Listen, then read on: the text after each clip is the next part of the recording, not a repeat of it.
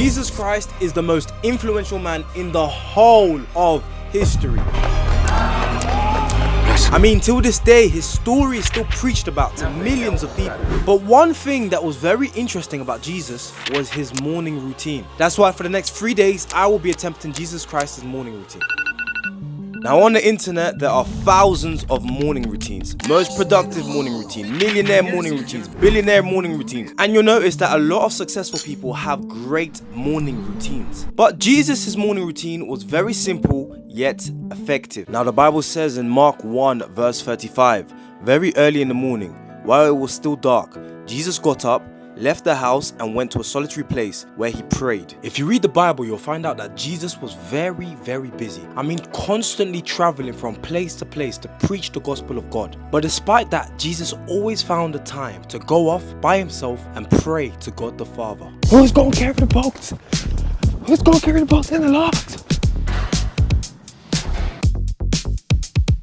Alright, I'm still at work. I'm literally heading back to depot. And then from depot heading back home. But yeah, throughout my shift I've just been listening to preachings, listening to worship and just thinking about the Bible verses as a whole. I woke up really early yesterday and to be fair, I got a lot of things done. From praying, worshiping, reading, jogging, gym, work, you name it. But now I'm on day 2 and this is how it went.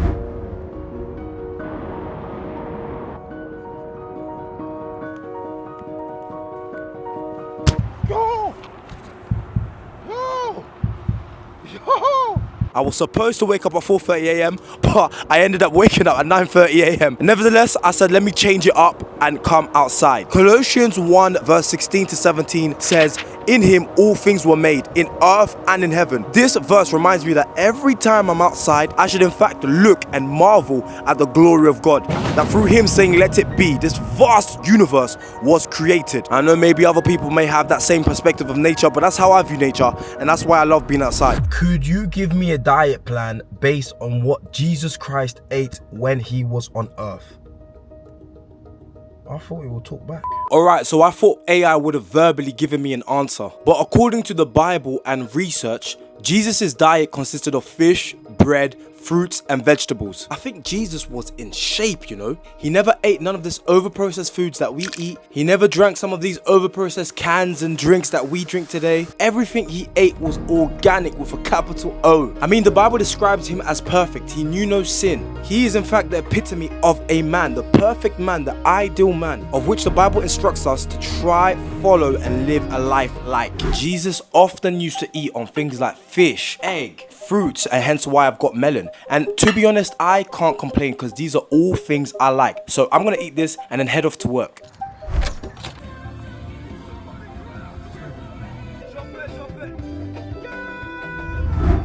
So just like that, I finished work, packed up my equipment, unloaded the van, and that was the end of day 2. Now day 3 was a struggle. But before we get into day 3, if you're enjoying this video, please click the like and subscribe button. These videos take a lot of effort, a lot of energy, a lot of editing, and I would kindly appreciate your help. Oh my god, the time is 4:30. I am tired, man. I know prayer was the priority, but I really had to go get some sort of sugar in me, man, and it worked. What I've noticed is waking up at 4:30 is very hard, especially if you sleep late past 10 p.m. You're cooked. But we're gonna do the same thing we've been doing every day: worshiping, praying, reading the Bible. See, I was brought up Christian, but it's only in the past few years that I really started to take God serious. In today's world, the focus is on money, pleasure, fame, and there's nothing wrong with these things. However, the Bible tells us to acquire all these things, but through following biblical principles. See, the Bible doesn't want us to sell our sanity, integrity, sell our soul on the path to acquiring these things. There's a verse in the Bible that says, what good will it be to gain everything on earth but lose your soul in the process?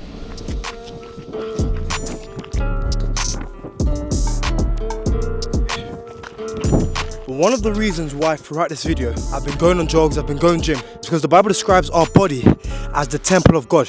Now, I'm not saying that you have to be shredded, you have to be huge, you have to be full on in the gym. But what I am saying is we must at least try to look after our health, because once that's gone, you can't really do anything. One thing I've been amazed about is how much you can get done by waking up so much earlier. I know 4:30 is very unrealistic, but one thing I will take is, if I want to get more done, waking up earlier and sleeping earlier is beneficial. With all that being said though, I am still tired, but I'm going to try attempt climbing this rope thing. It can't be that hard. Let's try. Oh, I'm going to fall down. Alright, just come back home from the jog and the workout. I went to the shops to look for specifically naan bread, because back then when Jesus used to eat bread, it wasn't all these different ingredients like Eddie Abu says. What is this? Nah, that was a bad impression. But it was 2 ingredients, so literally just flour and yeast. So we're eating plain naan bread and egg. This doesn't look like a lot of food, I know. I just quickly put stuff together because I'm leaving very soon. We got pineapple, we got the naan bread, and then we got the boiled egg. I'm currently on my way to work, and I'd be lying if I said I'm not hungry, so I've quickly come to Aldi to pick up some grapes. Did you know that red grapes are actually more nutritional than green grapes? Don't ask me how I know this. I then picked up some protein yogurt, and as you can see, I'm a very happy man right before work. Yes, I'll control problem. It's such a way. I don't know to be fair.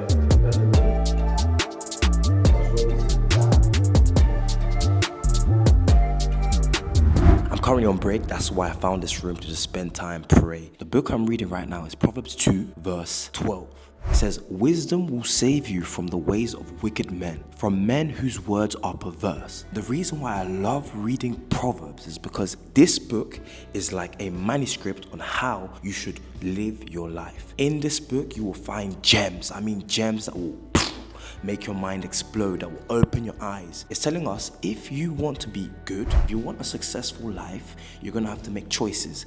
And in those choices, you are better off reading the Bible and having wisdom save you from bad choices. One thing I love saying is, in one day, you can make a choice that will change your life forever. But in that same day, you can also make a choice that will ruin your life forever. So it is up to us to read the Bible, seek wisdom in order to make wise decisions that will benefit our future rather than destroy our future. As Christians, we're instructed to spread the gospel wherever we go. So I wanted this video not only to be entertaining, but to do just that. If you're watching this video and you've always said to yourself, I know there's a higher being, I know there's a creator out there, you are absolutely right. And I would encourage you, if you're watching, be curious, research, because the information is out there and it's up to you to find out the truth. That's why I decided to try Jesus Christ's morning routine, to slow down, reconnect, and focus on what really matters: God, peace, and purpose.